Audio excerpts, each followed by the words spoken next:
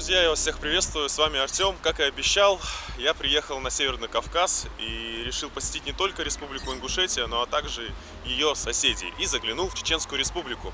А в Чеченской Республике есть не только город Грозный, да, как столица Чечни, а еще много-много разных других городов. И в этот раз я решил приехать уже во второй раз в небольшой город Шали, где находится вот такая красивая мечеть, про которую я вам расскажу, ну и немножко также покажу вам этот замечательный чеченский город. Если вам интересно, то прямо сейчас подписывайтесь на мой канал, ставьте, конечно же, лайк, нажимайте на колокольчик, чтобы не пропускать мои следующие новые выпуски, и никуда не уходите. Поехали!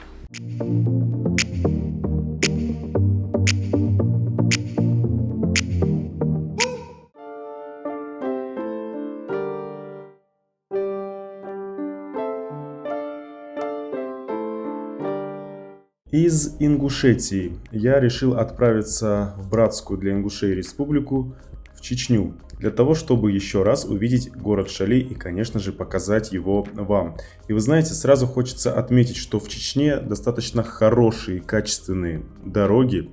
Когда я заезжал в город Шали, то я увидел очень чистые улицы, и сразу бросается в глаза, что чеченцы, как и многие другие народы Северного Кавказа, очень любят жить на земле, а не в многоквартирных домах. Я нахожусь в самом сердце города Шали. И прежде чем я покажу вам самую главную достопримечательность этого города, я хотел бы немножечко рассказать вам про историю города Шали. Она достаточно интересная и местами драматичная. Шали на чеченском звучит как Шела-Гала, и в 13-15 веках после ослабления и распада Золотой Орды чеченским племенам удалось осуществить давнее стремление переселиться с гор на равнины. Территорию Шали основали братья Идарс и Окша со своими родственниками. Они принадлежали чеченскому тейпу Эрсеной. Идарс и Окша на Шалинскую равнину пришли из Нашхоевской котловины, где обитали многие представители чеченских тейпов. С давних пор чеченский город Шали являлся крупнейшим духовным, ремесленным и торговым центром Северного Кавказа. Еще в 40-е годы 19 века царские власти начали проводить политику насильственного выселения чеченцев со своих земель, что привело к ущемлению прав местных жителей на землю и, конечно же, вызвало недовольство населения.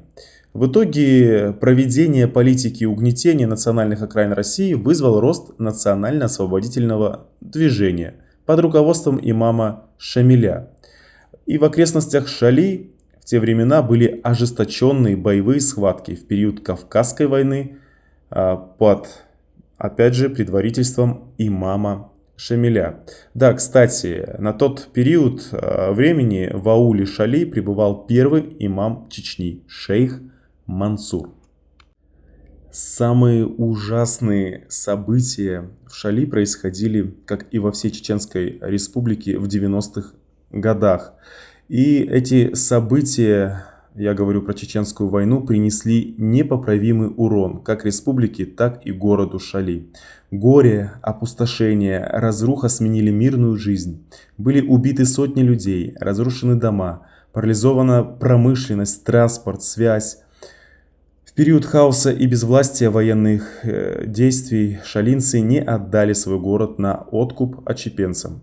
В конце 1999 года шалинцы подняли борьбу с наемниками, и в мечети состоялся сход граждан, который постановил прогнать бандитов из города, и благодаря кропотливой работе кадия города Шали и народных масс бандформирования были выдворены. После того, как к власти пришел Ахмад Хаджи Кадыров, оправдались надежды народа, и под его руководством начался процесс мирного урегулирования, подъем экономики и перемены социальной жизни. На сегодняшний день в Шали мирное небо над головами у людей. В городе проживает более 50 тысяч человек. По своим национальностям в основном, конечно же, проживают чеченцы, но с чеченцами проживают также и русские, как это было в старые добрые времена. Очень было приятно увидеть большое количество детей, которые играли на специально оборудованных детских площадках.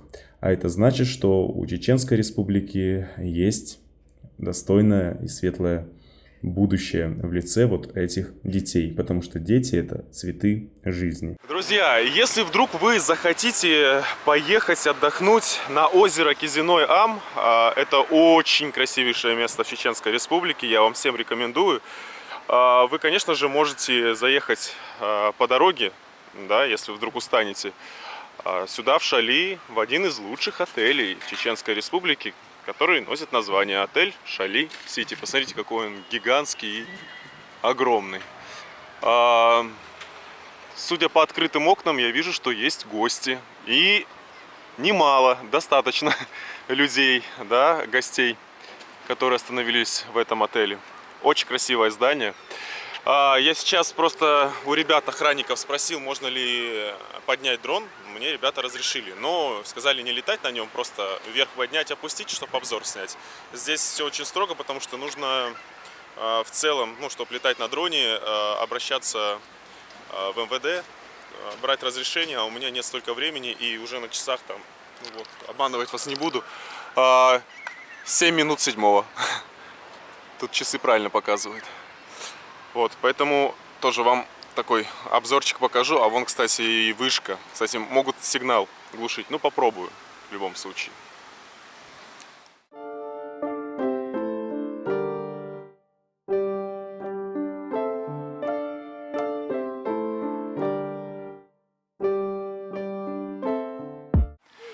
А вот эти красивые многоэтажные дома — это жилой комплекс около отеля. Тоже неплохо. Я думаю, здесь квартиры дороговато будет стоить. Не знаю, сколько, обманывать не буду, но так как это самое сердце города и в таком красивом месте, с таким красивым видом на мечеть, я думаю, что это будет точно не дешево. Красиво, красиво, конечно, бесспорно. Власти стараются, чтобы жители Чеченской Республики, как говорится, жили в комфорте и в уюте. А самый главный показатель — это то, что на площадках детских бегает много-много детей. И детские площадки очень здорово оборудованы, я вижу, чтобы дети там не покалечились. Все грамотно сделано. Как и во многих других регионах Российской Федерации.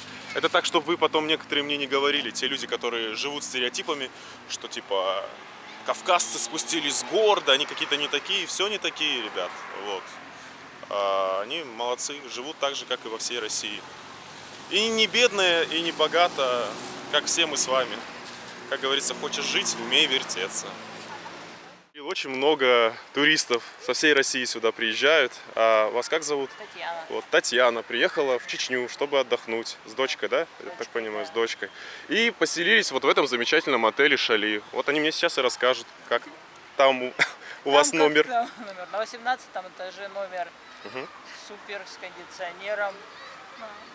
Не знаю, нет, но по условиям, я говорю, вот мы были в 3 номерах, мы каждый день в разном гостинице останавливаемся. Это пока самый лучший, что с кондиционером, что эти, как его, шампунь, гель, зубная паста, даже вот такого, я тебе говорю, что мы были, вроде бы и гостиница, Владикавказ вообще нам не понравилось. А с интернетом? С интернетом, да, нормально, все. Все работает, да? Без пароль, да? А я вот просто задумался на секунду, у меня тоже друг спрашивает, говорит, а вот люди сюда приезжают, останавливаются в этом отеле, а для чего? То, что здесь город небольшой. Да, ну вот нам сегодня только сказали здесь ходить в мечеть, да, мы Мгм. были уже в мечети, вот сейчас ждем, когда подсветку включат, чтобы пофотографировать, а так городок небольшой. А поэтому- вы в казино Ам не ездили? Я бы вам рекомендовал, это очень красивое место. Я там был, на Швейцарию похоже. Там безумные виды, озеро, на лодке можно покататься. Здесь недалеко. И еще Аргун. Будете проезжать, там тоже красиво. Ну, Можно куда-то нас остановиться. еще повезут, мы еще завтра. А вы в спросите Грозный. про Кизино. Вот, озеро. Скажите, здесь есть озеро. И, может быть, вы туда заедете. Все супер. Не нашли, правда, телевизор не могли включить. Сейчас пойдем на Телевизор. ресепшн. А это на ресепшн. На Надо ресепшн, обратиться. да, там много всякого, а подключить не смогли. А Ну. так супер. Ну, хотелось бы нам еще эти балконы, да, вон дочке хотелось, а тут без балконов мы все равно. Ну, это такая современная, Да, современная. да, под европейский стандарт сделана. Мы только вот не поняли, нам сказали, вот это для русских сделали они, что ли, эти Вот дома? это- Что, да, что здесь мало заселено, не едут сюда русские. А мне кажется, там не только русские сидят, из подъезда Местные, они выходят, сказали, да? и чеченцы Чеченцы? есть. А мне кажется, здесь очень дорого. Нет, это понятно, но Да. просто они говорят, что они не хотят таких высотках, они А, привыкли на земле. на земле, они себе Да, лучше эти есть посадки. такая тема. Вот. Ну, если русским нравится, почему нет? Когда-то здесь много жило русских в целом. До войны, ну, вы знаете, да, всю эту историю Да, грустную. всё рассказывают. Да, поэтому... И погода у вас, конечно, вот вроде и по градусам, а теплота такая. Да. Нам сказали, что здесь 40, когда мы выезжали. Так что, может, завтра еще... Ну, я сам живу в Краснодаре. Я уезжал, было жарко, теперь там потоп и похолодало. Здесь сейчас прохладно стало. Я сюда дожди привез, да? Прохладно, да? Они обрадовались, говорят, ты дожди привез. Мы приехали, в горах были, тоже переживали, что будет дождь, но ничего, все нормально. Да. Так что всё супер. А в горах уже были? Были, мы уже Как вам? все, это мы возвращаемся. Мы с Пятигорск прилетели, Мгм. и завтра улетаем из Грозного. Там. Супер, супер впечатление. Посылаем фотографии, все нам пишут красота, страшно, как мы там под пропастью везде фотографии. Так что Здорово. здорово. Да, Да. это супер, что вам Хорошо, понравилось, да. искренне и честно. Да. Все, Да, вам спасибо. да, спасибо и вам. Вот, друзья, видите, еще туристы есть. Русские по своей национальности. Это очень здорово. Как я уже сказал, раньше, до войны здесь, в Чечне, проживало очень много русских. И русские уживались как и с чеченцами, так и с ингушами, и с народами Дагестана. Все вместе в Чеченской Республике жили дружно, праздники праздновали вместе. Да все было вместе. И хотелось бы, чтобы те времена, да, довоенные, вернулись обратно.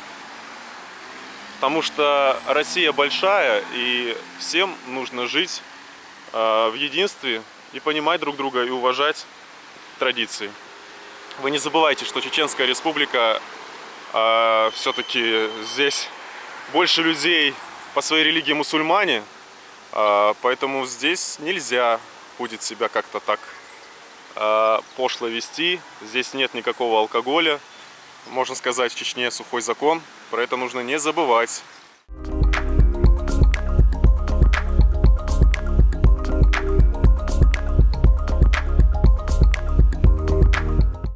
Немного вам расскажу о самой главной достопримечательности здесь, в городе Шали, в Чеченской Республике, про мечеть, которая носит название «Гордость мусульман» имени пророка Мухаммеда, мир ему.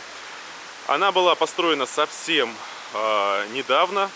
Мечеть, как я уже сказал, стоит в самом центре города. И это самая большая мечеть в Европе. И вмещает она до 30 тысяч человек внутри. А на прилегающей территории до 70 тысяч человек, которые могут совершать намаз. И вот, если вы захотите посетить мечеть, а мечеть могут посещать также туристы, которые не мусульмане по своей религии, нужно знать следующие правила. Перед входом в мечеть необходимо снять обувь. Обувь можно поставить перед входом или оставить на специально предусмотренных для этого полках. Нельзя посещать мечеть в шортах. В принципе, в шортах нельзя ходить и по Чеченской Республике. Это запрещено. Вам сделают замечание, поэтому не нужно обижаться на местных жителей. Нужно уважать местные законы. Женщины должны облачиться в особое длинное одеяние и надеть платок, который выдается в мечетях. Если вдруг вы забудете, вы сможете взять на входе этот платок. Самое главное, в мечети еще не шуметь, не заносить с собой еду, чтобы вдруг ее там не опрокинуть. Не ходить перед молящимся и не мешать им молиться. Вы должны делать все по-тихому. Ну и с животными заходить, конечно же, нельзя. Вот такие правила. Если вы будете уважать, то никаких проблем у вас ни в мечети, ни в Чеченской Республике не возникнут. Очень красивая мечеть. Она мне чем-то напоминает, знаете, я был, если вы за мной наблюдали, в Индии, Тадж-Махал. Вот он сделан из белого мрамора, и эта мечеть мне сильно напоминает чем-то тот самый Тадж-Махал. Около мечети есть вот такой красивый сквер, где можно посидеть. Особенно супер, что работает фонтан в такую жару. Да? В этом сквере, как видите, много разных деревьев. Вижу липу. Когда она цветет, она очень вкусно пахнет. Очень много цветов. Одним словом, мне хочется похвалить власти за то, что они создают такую красивейшую инфраструктуру не только для местных жителей, но и для таких, как я, для гостей города, для гостей республики. И я, как русский человек, сразу заметил родное дерево, березу, символично. Слушайте, ну вообще, я вот уже прогулялся здесь по парку. И не только, как говорится, мечеть самая большая в Европе считается здесь, да, в Чеченской Республике, у нас в России, но еще и прилегающая территория ничем не хуже, чем европейские парки. Ну, действительно, это правда так. Посмотрите, сколько цветов, сколько роз. Хочу, кстати, напомнить, что любимым цветком пророка Мухаммеда, мир ему, была роза. И здесь, правда, очень-очень-очень много роз. А девушкам и женщинам тоже нравятся розы. И вообще нужно дарить мамам, сестрам, родным и близким цветы.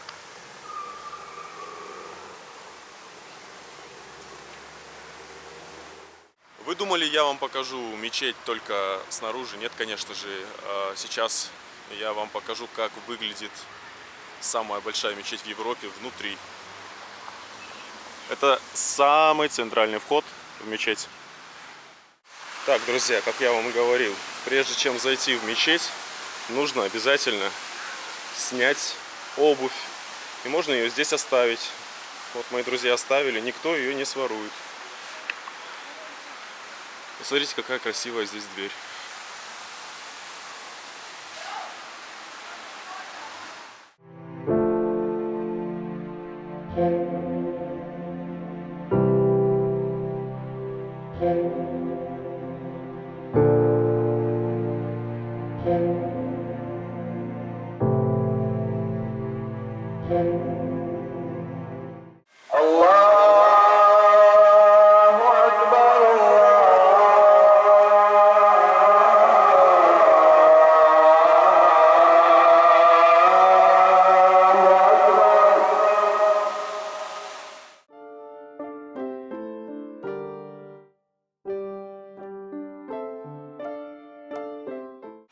Начался дождь на улице, и мы решили с друзьями зайти в торговый центр Павлин, чтобы перекусить, потому что мы только завтракали и даже не обедали. И вот сейчас будем обедать, а потом приедем в Ингушетию и будем ужинать.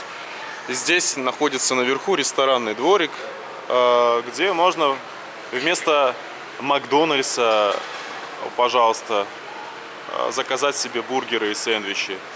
Вот мы взяли, получается, 2 ролла Цезаря острых. Потом мы взяли наггетсы 6 штук. Картошку по-деревенски не было, а мы взяли фри. Вот. Сырные соусы и кока-кола, ну пепси там. 700 рублей с копейками. Но можно не фастфуд, например, взять, а там вот рядышком с фастфудом находится нормальная еда, как в столовой. Ну, здесь, в общем, все есть. Наш заказ готов. 2, ну, не колы, пепси здесь налито. Кока-кола ушла. 2 ролла. Кстати, Хайнс, как из Макдональдса. Точно такой же. Наггетсы, ну и картошка фри. Все похоже на Макдональдс. Я думаю, что также будет вкусно. Сейчас я вам про вкус расскажу. Конечно же, в Чечне, как и в Ингушетии, в Дагестане, мясо все халяльное. За это можете не переживать, это для моей аудитории мусульман. Очень вкусно, очень. В роли курица, панировки, помидор, огурец, соленый, наверное. лук и салат айсберг. И все это соусом. Вкусно? Правда говорю. Обманывать вас не буду. Не дал мне дождь нормально поснимать. В общем, вот в этом торговом центре Али мы были. Не знаю, почему она сказала Павлин. А, вот ресторанный дворик, просто вообще-то Япон написано. Ну да ладно. Здесь в самом центре, прямо около мечети, вот находятся все рестораны, кафе, всякие магазины, аптеки. К сожалению, совсем не вовремя начался дождь, но в любом случае, хотя бы немного мне удалось вам показать еще один город в нашей с вами стране, в Чеченской Республике, город Шали, где находится вот такая вот красивейшая мечеть, гордость мусульман. Ну, правда, очень красиво, без преувеличения. Но если вам понравился этот выпуск, то обязательно поставьте ему лайк, подписывайтесь на мой канал, нажимайте на колокольчик, чтобы не пропускать мои следующие новые выпуски, потому что впереди вас еще ждут блоги и про Чечню, и про Ингушетию, и, возможно, я загляну в Дагестан и в Северную Осетию. Ну и самое главное, не ищите 1000 причин не путешествовать, ищите миллион причин, чтобы поехать и полететь. С вами не прощаюсь, я говорю вам до встречи. Увидимся в следующем блоге.